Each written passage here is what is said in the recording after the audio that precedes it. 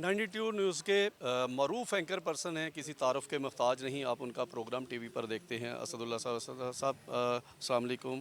ہم گوجرانوالہ سے آئے، راستے میں مختلف جگہوں پر ہم نے لوگوں سے پوچھا، کوئی سندھ سے آ رہا ہے، کوئی جنوبی پنجاب سے آ رہا ہے، کوئی گوجرانوالہ کے تمام گرد و نواح سے لوگ یہاں پر آئے۔ ادھر بھی ہم لوگوں کو دیکھ رہے ہیں۔ وہ قاتل کیا سمجھ رہا تھا کہ وہ ارشد کو مردہ کر دے گا، لیکن وہ تو شہید ہو کر اسے پورے پاکستان کو زندہ کر دیا۔ جی ہاں، یہ بات تو صحیح ہے کہ بہت بڑی تعداد میں لوگ یہاں پر آئے ہیں اور پاکستان بھر سے آئے ہیں، اور اپنی محبت کا، اپنے والہانہ پن کا اظہار انہوں نے یہاں پر آ کر کیا ہے۔ پلے کارڈز بھی اٹھا رکھے تھے، لیکن ساتھ ساتھ وہ چہروں پر مغموم بھی تھے، ان کے چہرے افسردگی بھی تھی، اور کہیں کہیں ایسا لگتا ہے کہ غصہ بھی تھا اور سوال بھی تھا۔ سوال یہی ہے کہ کس نے کیا، کیوں کیا، سارے حقائق سامنے آنے چاہیے۔ لیکن بڑا اہم سوال یہ ہے کہ کیا جو انویسٹیگیشن ٹیم بنائی گئی ہے، دیکھیں آپ کو ڈائریکشن سے پتہ چل جاتا ہے نا، جو ٹیم بنائی گئی ہے، کیا 2 رکنی ٹیم، اس سے آپ یہ توقع کر سکتے ہیں کہ وہ اتنے ہائی پروفائل کیس کو جو ہے وہ انویسٹیگیٹ کر سکے گی؟ مطلب مجھے تو بڑی سیریس ریزرویشن ہے۔ اس میں اطہر وحید صاحب کو شامل کیا گیا۔ اطہر وحید صاحب جو ہیں وہ ان کا ایک بیک گراؤنڈ ہے۔ اچھا، اب اطہر وحید صاحب کو شامل کر کے اس پر کو پہلے ہی جو ہے وہ کنٹروورشل بنا دیا گیا ہے، جبکہ حکومت جو ہے وہ بھی ایک اس طرح سے فریق ہے کہ حکومت کے اوپر بھی الزامات یہ ہیں کہ آپ نے ایف آئی آرز کی تھیں اور آپ نے عمران خان کو، ارشد شریف کو نکلنے پر مجبور کیا، پاکستان سے بھاگنے پر مجبور کیا۔ تو اس حکومت کی جو ہے وہ کہ کو بھی ظاہر انویسٹیگیٹ ہونا چاہیے، اس سے بھی پوچھا جائے گا۔ تو کیا یہ پولیس اہلکار جنہوں نے اپنی پیٹی اتار کے پیش کر دی تھی یہ کر پائیں گے؟ تو ابتدا سے ہی میرا خیال ہے کہ لوگوں کی امیدیں جو ہیں وہ اس سے بڑی کم ہو گئی ہیں، اور میں سمجھتا ہوں کہ جتنا ہائی پروفائل یہ ٹارگٹ کلنگ ہے، اتنا ہائی پروفائل اس کے اوپر ایک انویسٹیگیشن ٹیم ہونی چاہیے تھی، جو کہ انفارچونیٹلی نہیں بنائی گئی، اور پھر ڈائیورٹ کرنے کی کوششیں ہو رہی ہیں کہ یعنی آپ دیکھیے نا کہ ابتدا میں ہی ابھی انویسٹیگیشن ہوئی نہیں ہے، ہمیں کہا جاتا ہے کہ جب تک انویسٹیگیشن نہ ہو جائے فنگر پوائنٹنگ نہ کریں، لیکن جو یہ کہہ رہے ہیں وہی فنگر پوائنٹنگ بھی کر رہے ہیں کچھ لوگوں کی طرف، تو پھر ان کی طرف فنگر پوائنٹنگ کیسے ہو رہی ہے جب تک انویسٹیگیشن ہی نہیں ہوئی؟ تو یہ میرا خیال ہے کہ چیزیں صحیح ڈائریکشن میں نہیں جا رہی۔ اب زیادہ پریشانی کی بات یہ ہے۔ اسد صاحب، ذوالفقار علی بھٹو صاحب کو جو پھانسی دی گئی ہے، وہ ایک قتل کے مشورہ ان پہ وہ چارج کیا گیا تھا کہ آپ مشورے میں شامل ہے، پھانسی دے دی گئی ہے۔ تو اگر ہم ادھر ارشد کو پاکستان سے دبئی سے کینیا بھیجنے والے کرداروں کا تعین کر لیں جی تو وہی قاتل ہیں۔ ہاں بالکل، یہ تو دیکھیں نا، انویسٹیگیشن ٹیم کا کام ہی یہ ہے کہ وہ یہ سارے جو ڈاٹس ہیں وہ کنیکٹ کریں۔ میں پھر وہی کہوں گا کہ اس میں کوئی اتنا مشکل نہیں ہے اس کو انویسٹیگیٹ کرنا، اگر کرنا چاہیں تو، لیکن اسی نوعیت کی پھر انویسٹیگیشن ٹیم ہونی چاہیے نا جو کرے، جس کے پاس کلیئر مینڈیٹ ہو، جس کے پاس کلیئر ٹی او آرز موجود ہوں، جس کو پتہ ہو کہ اس نے شفاف تحقیقات کرنی ہے۔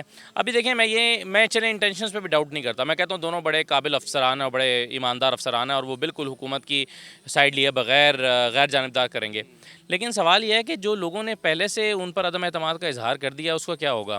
تو بہتر نہ تھا کہ ایک ایسی ٹیم ہوتی جس کے اوپر کوئی عدم اعتماد کا اظہار نہ کرتا، تاکہ جو فیملی ہے ارشد شریف صاحب کی، ان کی بھی ایک تسلی ہوتی ہے۔ آپ دیکھیں نا کتنی بے چینی کے ساتھ وہ اپنے دن گزاریں گے جب تک کہ قاتل سامنے نہیں آتا، تو اور ان کی بے چینی بڑھ گئی ہے جب ان کو یہ پتہ چل جائے گا کہ جی شاید حقائق ہمارے سامنے ہی نہ آ سکیں، تو اور یہ بے چینی اس وقت تک برقرار رہے گی جب تک حقائق سامنے نہیں آئیں گے۔ تو اسد بھائی، نیشنل فورم سے اگر ہم اقوام متحدہ کی طرف دیکھیں، عالمی صحافتی تنظیموں کو، پاکستان کی صحافتی تنظیمیں اپروچ کریں اور آپس کے اختلافات کو چھوڑ دیں، دیکھیں یہ وہی قاتل ہیں جو کبھی حامد میر کے پیچھے جاتے ہیں، کبھی ابصار عالم کے پیچھے جاتے ہیں، کبھی طور کے صاحب کے پیچھے جاتے ہیں، کبھی عمر چیمہ کے پیچھے جاتے ہیں، اور کبھی ارشد شریف کے پیچھے جا کے یہ وہ اچیو کر لیتے ہیں۔ تو کیا ہم تمام صحافتی تنظیمیں اکٹھی ہو کے عالمی صحافتی تنظیموں کو اپروچ کریں اور اقوام متحدہ کے لیول کا کوئی ہم ایک کمیشن مانگیں جو اس کی تحقیقات کرے؟ جی بالکل صحیح بات ہے، پاکستان میں انفارچونیٹلی بہت سارے واقعات ہوئے ہیں،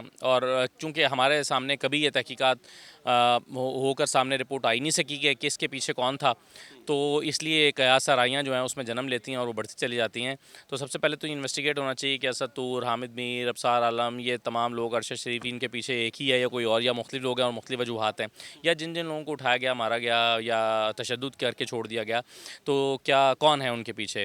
اور یہ بات بالکل صحیح کی آپ نے کہ اس میں پاکستان کی جو صحافتی تنظیمیں ہیں ان کو عالمی صحافتی تنظیموں کے ساتھ رابطہ کر کے اس فورم پر بھی یہ آواز اٹھانی چاہیے. پھر اقوام متحدہ کے لیول پر بھی یہ ڈیمانڈز ابھی ارشد شریف صاحب کے حوالے سے سامنے آئی تھی کہ وہ اس پہ انویسٹیگیٹ کریں. تو میرا خیال ہے کہ ہونا تو بہت کچھ چاہیے, خواہشات ہماری اس حوالے سے بہت رہی ہیں, لیکن سسٹم ہی جہاں پر موجود نہ ہو وہاں پر آپ کیا کر سکتے ہیں. سب کیوں ناگزیر ہو جاتا ہے؟ گولی مارنا ناگزیر کیوں ہو جاتا ہے؟ کچھ اور کیوں نہیں؟ آپ آپ نے مقدمے کروائے, ان کو عدالتوں میں جا کے ڈیفینڈ کریں, ان کو آپ کنوکٹ کروا دیں, گولی کیوں ناگزیر ہو جاتی ہے؟ دیکھیں, جب دلیل کا جواب دلیل سے نہیں رہتا تو آپ کسی کی آواز دبانے کی کوشش کرتے ہیں, پھر آپ اس کی آواز نہیں دبا سکتے, پھر آپ اس پہ تشدد کرتے ہیں, پھر بھی آپ آواز نہیں دبا سکتے تو آپ اس کو مار دیتے ہیں. جنرلی تو یہ ہوتا رہا. اب میں اگین یہ کہوں گا کہ جب تک ہمارے پاس انویسٹیگیشن رپورٹ سامنے نہیں آتی, اس کی تحقیقات نہیں ہوتی, تو ہم نہیں کہہ سکتے کہ اس پرٹیکولر اس کیس میں کیا ہوا ہے. لیکن اپارٹ فرام دیٹ کہ وہ جو فیوچر میں ہمارے سامنے آنا ہے, اس سے پہلے یہ بات تو ہے نا کہ ارشد شریف کو یہ ملک چھوڑ کے جانا پڑا تھا. ان پہ ایف آئی آرز ہوئی تھیں. ایف آئی آرز کیوں ہوئی تھیں, چلیں اس سوال پر آ جائیں نا, صرف وہ اس سوال کون ہے, پر. ان کے مدعی کون ہے؟ مطلب یہ کہ یہ ایف آئی آرز کیوں ہوئی ارشد شریف پر, کیا ارشد شریف کا قصور تھا, کیا اس نے کہا تھا. چلیں ایف آئی آرز ہوئی ہیں تو کس نے اس کو تھریٹ کیا, کیوں اسے ملک چھوڑ کے جانا پڑا, تو کم از کم اس بات کی انویسٹیگیشن تو یہاں پاکستان میں ہی ہو سکتی ہے نا. اس کے لیے تو آپ کو کینیا جانے کی بھی ضرورت نہیں ہے.